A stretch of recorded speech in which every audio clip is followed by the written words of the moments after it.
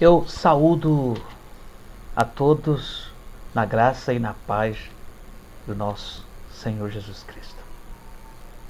Gostaria de compartilhar com você, nesse domingo, um texto na Palavra de Deus que se encontra no Velho Testamento, em Daniel, capítulo 6. Nós vamos estar lendo alguns versículos ao longo dessa mensagem, tá certo? E nós colocamos aqui um tópico para servir de direção: as prioridades na vida de um homem de Deus. As prioridades na vida de um homem de Deus. Nós sabemos que os eventos da vida, os acontecimentos à nossa volta, têm um potencial muito grande de mudar ou não a nossa vida, a nossa rotina. De repente, o que era prioridade deixa de ser prioridade. De repente, o que não era prioridade passa a ser prioridade. Então, as coisas, os eventos, eles têm esse potencial de mudar a nossa vida, de alterar as coisas, seja para melhor ou seja para pior, tá certo? E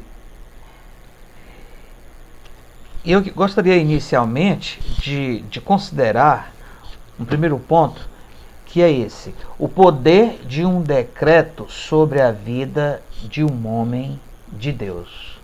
O poder de um decreto sobre a vida de um homem de Deus. Bem, nós sabemos que Daniel,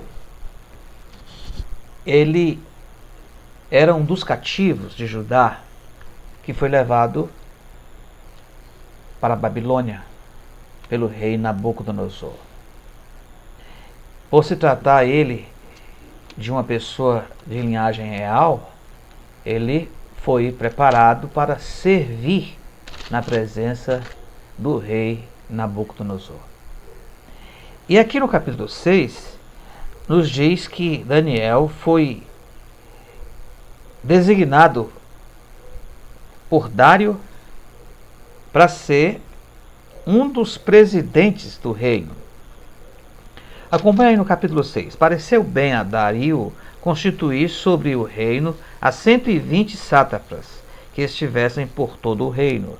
Sobre eles, 3 presidentes, dos quais Daniel era um, aos quais estes sátrapas dessem conta, para que o rei não sofresse dano. Então, o mesmo Daniel se distinguiu destes presidentes e sátrapas, porque nele havia um espírito excelente. E o rei pensava em estabelecê-lo sobre todo o reino. Então, Daniel, ele adquiriu notoriedade, ele no reino, não somente no reino de Nabucodonosor, mas agora no reino de Dario, tá certo? E ele também atraiu a inveja, os invejosos, aquelas pessoas que tinham inveja porque Daniel se sobressaía, porque era um homem de Deus, era um homem fiel e tinha a simpatia do rei. E eles tentaram encontrar alguma culpa na vida de Daniel para derrubá-lo daquela sua posição, mas não conseguiram encontrar. No versículo 4 diz: então os presidentes e os sátrapas procuravam ocasião para acusar a Daniel a respeito do reino, mas não puderam achá-lo, nem culpa alguma, porque ele era fiel, e não se achava nele nenhum erro, nem culpa. E o que aconteceu? Os sátrapas, eles decidiram orientar o rei a baixar um decreto. E esse decreto proibia qualquer pessoa de se dirigir a qualquer Deus, senão ao próprio rei. E qualquer um que desobedecesse o decreto iria ser jogado na cova dos leões.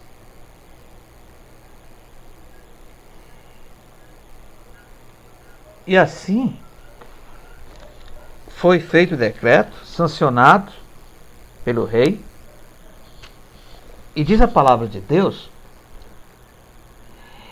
que o decreto tinha durabilidade de 30 dias,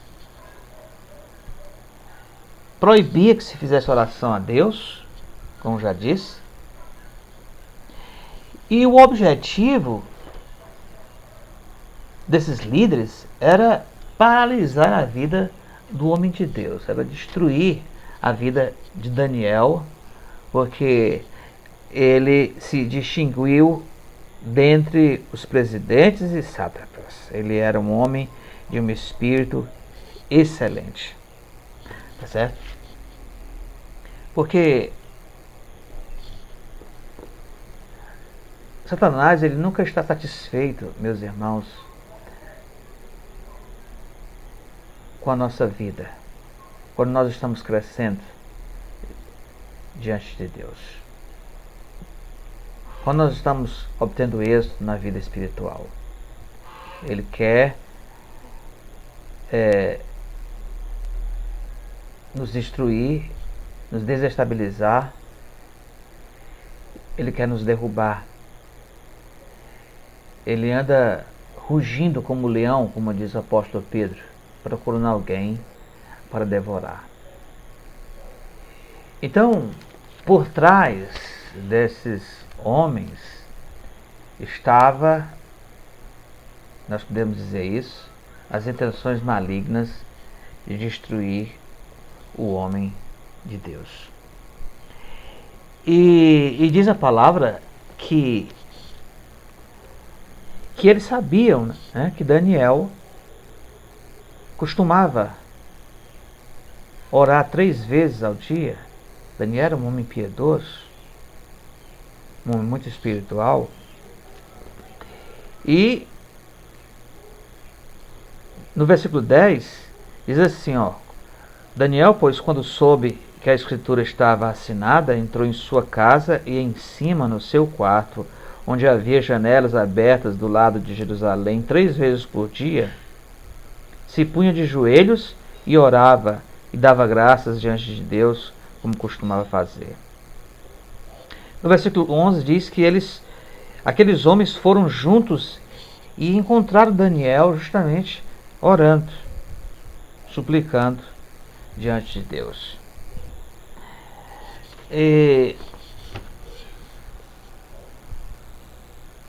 Então, veja, nós vamos voltar a esse ponto, mas gostaria de considerar com vocês um outro ponto, que é justamente esse. Vamos pensar sobre o alcance dos decretos dos governos sobre a nossa vida. O alcance dos decretos dos governos sobre as nossas vidas. Nesses dias aí de pandemia, só o que se ouve é sobre decretos. O governo decreta estado de calamidade. Antes que a calamidade chegue, ele já está decretando a calamidade. O governo decreta que o comércio não pode ser aberto. Apenas alguns serviços essenciais. O governo decreta que as praças não podem ser frequentadas pela população. O governo decreta que as igrejas não podem se reunir para cultuar a Deus. Recentemente, eu vi um caso de uma senhora na sua casa, com seus familiares reunidos ali orando, quando de repente a polícia chegou proibindo aquela reunião. Veja, com seus familiares.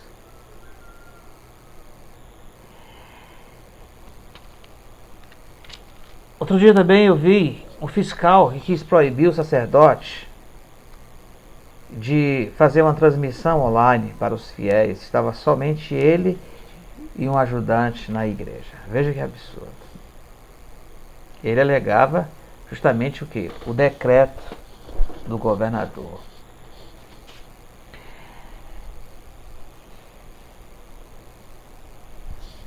Nós vemos também o decreto proibindo que haja atendimentos para outros tipos de doenças, senão para o coronavírus. Uma coisa muito sem lógica. Como se a única prioridade agora fosse a questão do vírus, do coronavírus, e outras pessoas que dependem de atendimentos prioritários, como quimioterapia, sendo suspensas.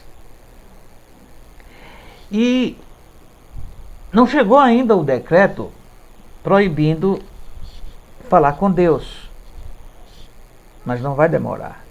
Já existe em outros países, como a China, mas os cristãos não podem cultuar a Deus. Eles fazem isso às escondidas.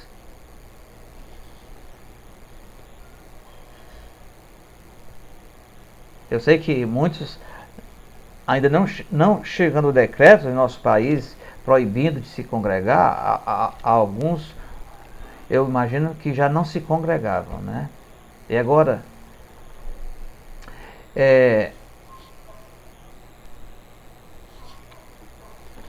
isso tem sido um problema, né, para muitos, para o povo de Deus, para muitas pessoas que servem o Senhor. Porque todos esses decretos, eles afetam a nossa vida de alguma maneira. Ele afeta a nossa agenda.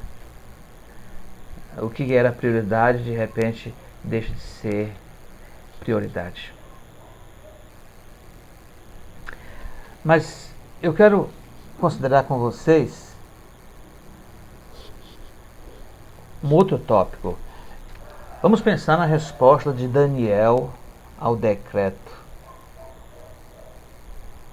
em relação à sua própria vida espiritual. O decreto era proibindo qualquer pessoa a falar com o seu Deus durante um período de 30 dias. Quem quisesse pedir, deveria se dirigir ao rei. Mas como esse decreto afetou a vida de Daniel? Teria afetado a vida de Daniel? Como foi que ele reagiu? Nós sabemos que o objetivo visava paralisar a vida do servo de Deus. Mas não foi somente a vida dele que esse decreto afetou. Ou pelo menos intentou. Então nós vemos na palavra do Senhor, né, que o decreto não fez Daniel deixar de fazer o que ele considerou prioridade.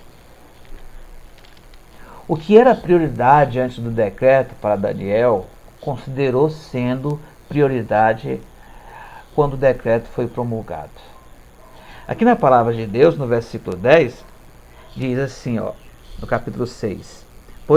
Daniel, quando soube que a escritura estava assinada, ele entrou em sua casa e em cima no seu quarto, onde havia janelas abertas do lado de Jerusalém, 3 vezes por dia se punha de joelhos.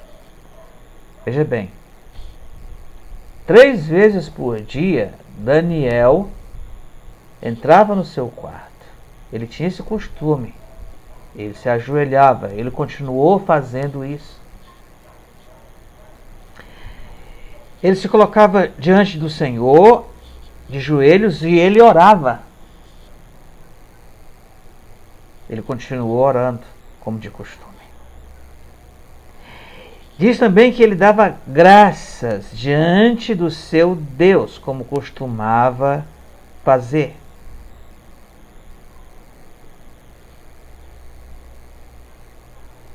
Ele apresentava súplicas ao Senhor pelo povo, pelos seus conterrâneos. Quer dizer, a vida dos servos de Deus não se alterou. Ele continuou fazendo o que ele fazia, porque ele julgava que aquilo era prioridade na sua vida. E Deus honrou este homem de Deus que manteve as suas prioridades. Glória a Deus. Outro ponto que eu quero considerar aqui é como nós temos respondido a esses decretos. Como esses decretos têm afetado a sua vida. Como você tem respondido a eles.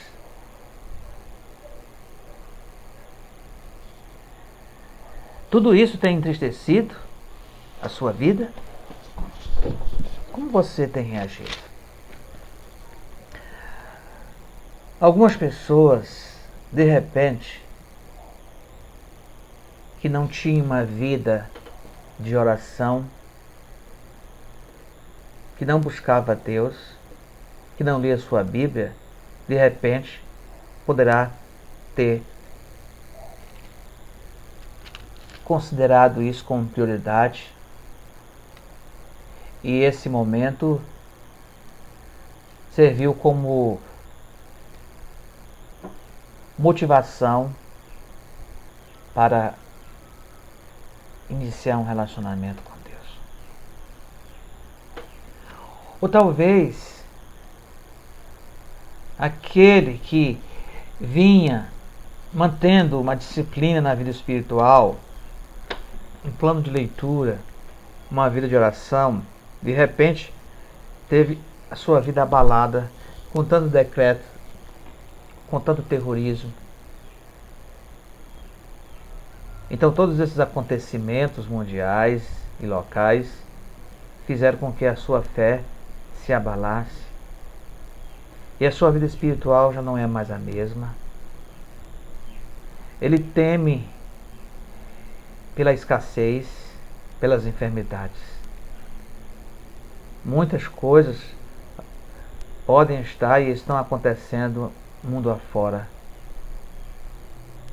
Coisas dessa natureza. Nós sabemos que Satanás, ele realmente tem interesse que as coisas fiquem piores. A posição de Satanás é como a posição de alguns políticos. Quanto pior, melhor. Então,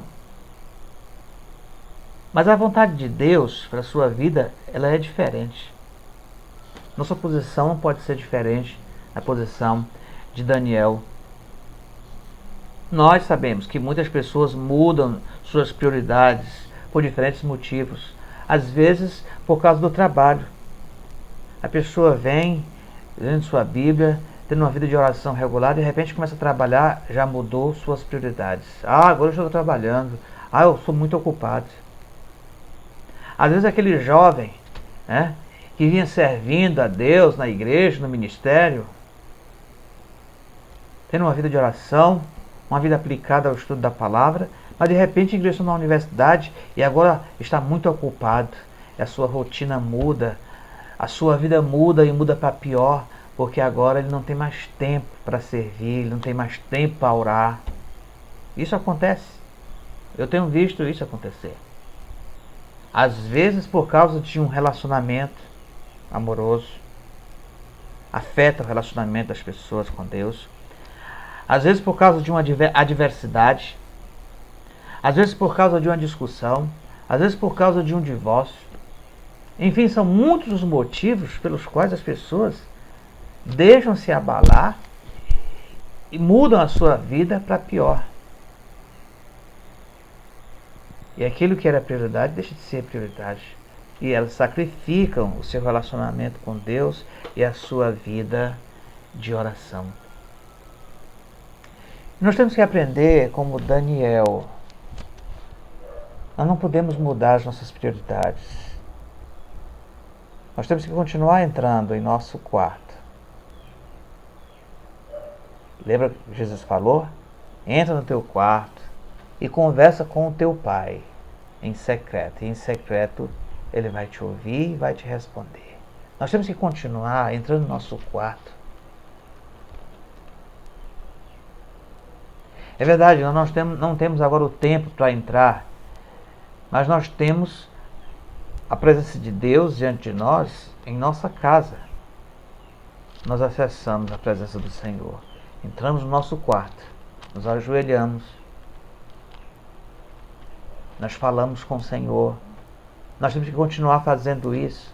Nós lemos a sua palavra, meditamos nela.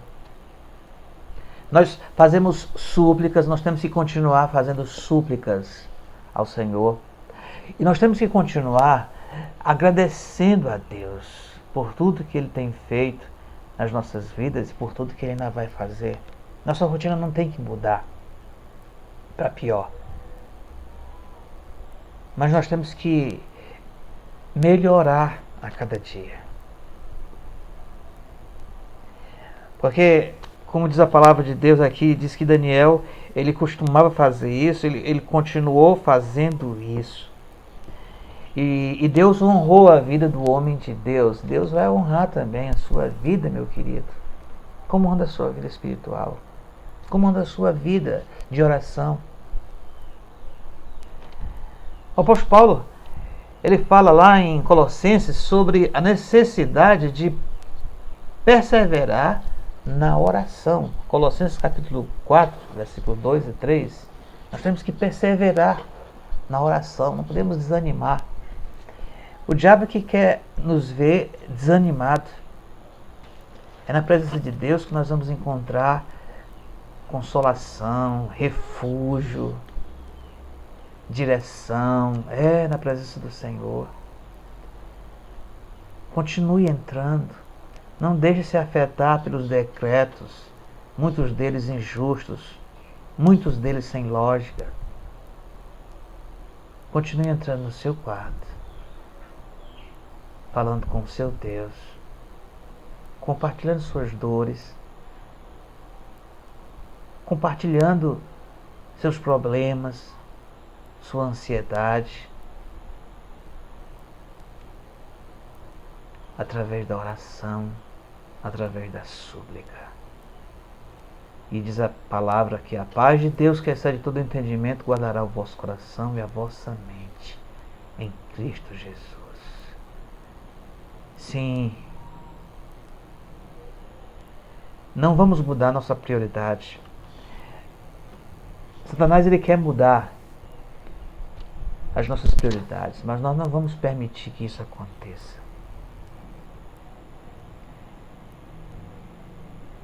Que a alegria do Senhor, o gozo do Senhor seja completo na sua vida.